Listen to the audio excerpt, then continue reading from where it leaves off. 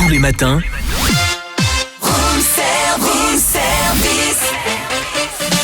démarrez la journée avec Room Service, votre cocktail survitaminé, servi par Cynthia et Charlie. 9h18, nous avons une forte personnalité qui va nous rejoindre. Elle s'appelle Jorda, bonjour. Bonjour Jorda. Bonjour. Et Jorda, merci pour la présentation, la forte personnalité. Oh oui, je le sens. Elle est géniale. Oui, c'est ça, on a vu sur les réseaux, sur Instagram notamment.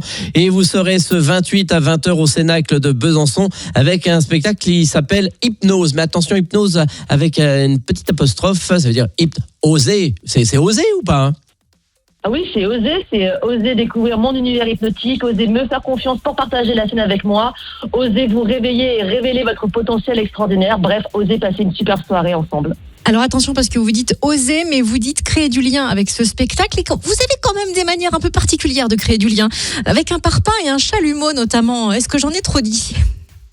Alors, vous en avez trop dit, mais non, c'est super. En fait, c'est pour montrer qu'on est tous extraordinaires, on est tous géniaux, on a tous un potentiel qui est avec des ressources qui sont illimitées, mais on n'ose pas réveiller ce potentiel parce que la peur du jugement, la peur du ridicule, la peur de l'échec. Et moi, je veux juste montrer à travers mon spectacle, un divertissement, qu'on est tous capables de choses qui sont exceptionnelles. Nos seules limites, parfois, c'est nous. Alors, vous êtes la première femme hypnotiseuse de France. Alors, moi-même, j'ai déjà présenté des spectacles avec des hypnotiseurs, etc. Est-ce qu'on reste toujours dans le même élan, on monte les gens sur scène, on leur fait faire des choses qu'ils n'ont pas envie d'abord, souvent. Et est-ce que ça reste dans cet esprit-là ? Alors enfin, un spectacle d'hypnose, forcément, ce sont les personnes du public qui vont devenir les stars de ma soirée. Mais c'est pour ça que je dis que mon spectacle, c'est un stade qui crée du lien, c'est qu'on est tous ensemble. Les personnes qui le désirent se laissent en faire les premiers jeux de réceptivité, de concentration. Ensuite, quand moi je décèle les signaux de réceptivité, ces personnes-là, si elles le désirent encore, je les invite à monter sur scène.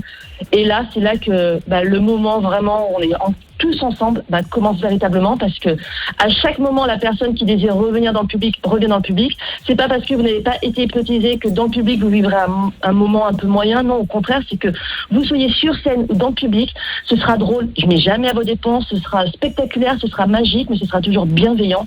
Et c'est un moment qui crée du lien, qui fait du bien, qui donne envie de passer à l'action et surtout de croire en soi. On peut dormir combien de temps sur scène ? Alors ça, on est tous uniques et différents, donc généralement vous ne dormez pas beaucoup parce que je suis toujours là pour vous réveiller.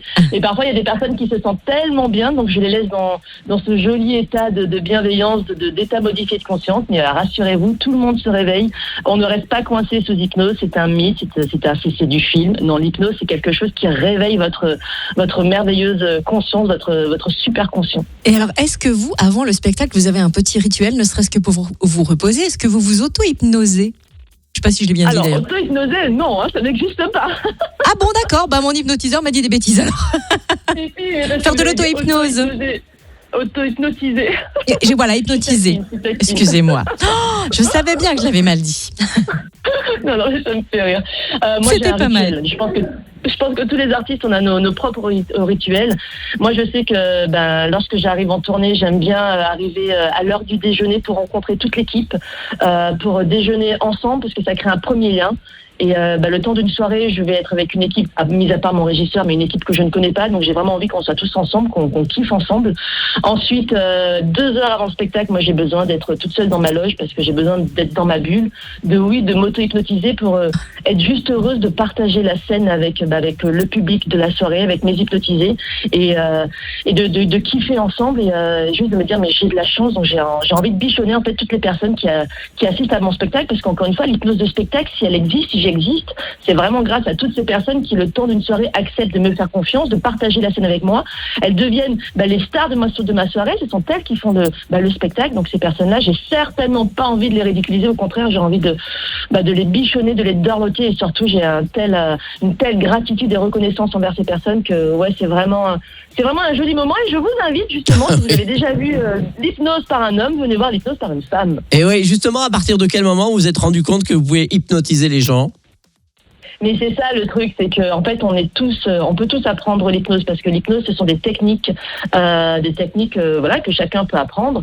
Après c'est comme le tennis, moi je fais beaucoup de tennis et pourtant je ne suis jamais devenue Nadal, mais pourtant à l'origine j'ai pu apprendre. Donc en fait moi je suis comédienne également et lors d'un spectacle j'ai rencontré un mentaliste qui faisait de l'hypnose et moi-même j'ai été j'ai été sceptique, j'ai été surpris, j'ai été ébahie. Puis je me suis dit non, c'est pas possible. Comment en un claquement de doigts, la personne semble s'endormir, semble oublier son prénom.